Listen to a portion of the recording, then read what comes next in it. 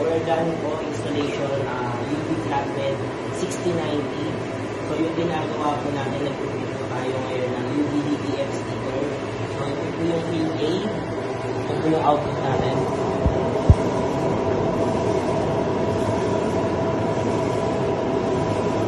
So ang size po nito is, yung paper is 11 by 100 meters. 11 inches, 12 inches by 100 meters.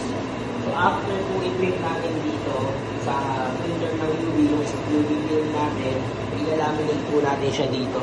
Gamit po ito para may transfer po natin. So lalaminate po natin dito sa UV DTF film B. Ito po siya para mag-ano po siya ng transfer. So ito po yung actual machine natin ng UV Paper 69. Actual